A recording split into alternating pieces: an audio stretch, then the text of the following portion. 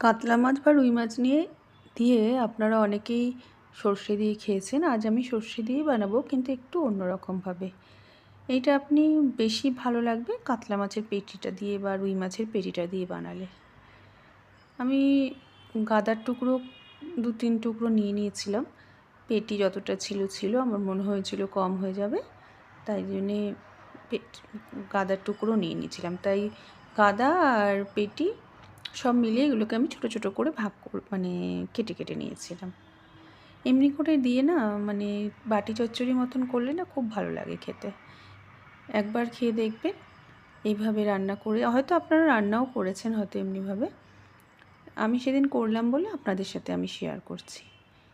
এইভাবে নুন হলুদ দিয়ে একটুক্ষণ মেখে রেখে দেবেন। এবার মেখে রেখে আমি এর জন্য একটা পেস্ট বানিয়ে নেব। তার ভিতরে আমি কাঁচা লঙ্কা, সাদা সর্ষে, কালো সর্ষে, যদি চান তো পোস্ত দানাও দিতে পারেন, কিন্তু আমি দিইনি। আমি সাদা সর্ষে কালো সর্ষে দুটো মিলিয়েই আমি দিয়েছি। সাদা সর্ষে কালো সর্ষে দিয়েছি কেন, কালো সর্ষের বেশি ঝাঁজ থাকে, সাদা সর্ষের কম থাকে, তাই দুটো মিলিয়ে দিলাম যাতে খুব বেশি ঝাঁজ না হয়। কেন এর ভেতরে সর্ষের তেল সব কিছু পড়বে, তো বেশি ঝাঁজ হলে আবার অনেক সময় খেতে কষ্ট হয়। এরপরে কি করব, আমি যেই কড়াইটার মধ্যে করব ওই কড়াইটার মধ্যেই সব কিছু মানে একটু পেঁয়াজ কুচি দেবেন, কাঁচা পেঁয়াজ কুচি। ভাববেন হয়তো কাঁচা পেঁয়াজ কুচি দিলে ভালো লাগবে না, আমি বলছি খুব ভালো লাগবে খেতে।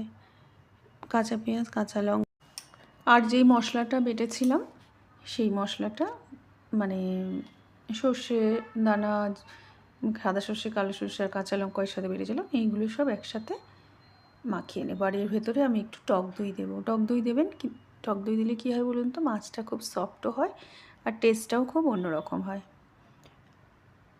আর একটু নুন দিয়ে নিলাম, কেন নুন এমনি যখন নুন হলুদ দিয়ে মেখেছিলাম তখন নিয়ে দিলাম, কিন্তু আমি জানি নুন লাগবে।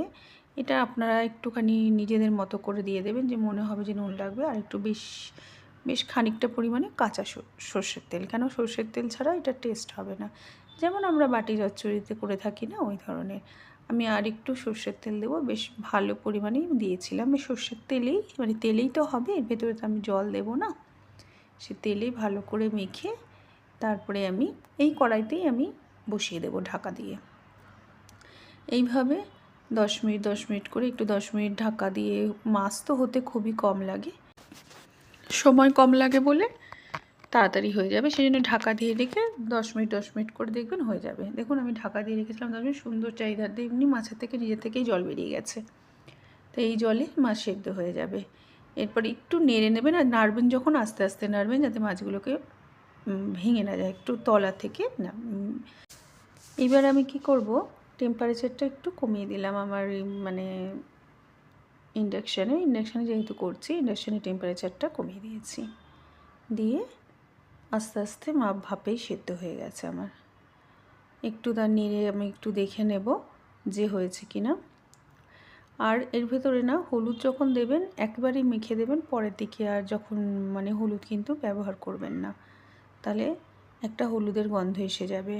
প্রথম যখন মাখবেন ওই হলুদটাই একেবারে মাখার, মানে মাখাতেই যেন হলুদটা ব্যবহার করা হয়।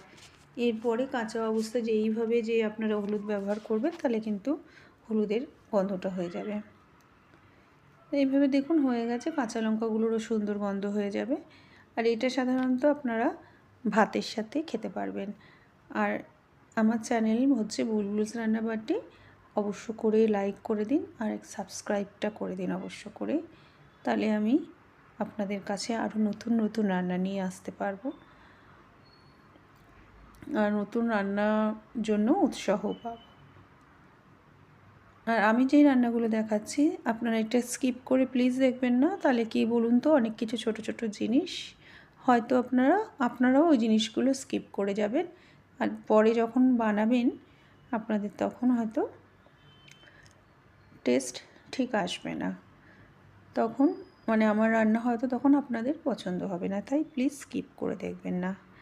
আর যদি আপনাদের ভালো লেগে থাকে অবশ্য করেই নিজেদের টাইমলাইনে আপনারা সেভ করে রাখুন পরে রান্না করার জন্য। বা শেয়ার করে দিন আপনার বন্ধুবান্ধবীদের জন্য। তারা যদি রান্না করে তাহলে আপনাদের কাছেও বলতে পারবে যে কেমন আমার রান্না হয়েছে। তাহলে চলুন, আজকে আমার রান্নাটা রেডি হয়ে গেল পুরোপুরি খাওয়ার জন্য।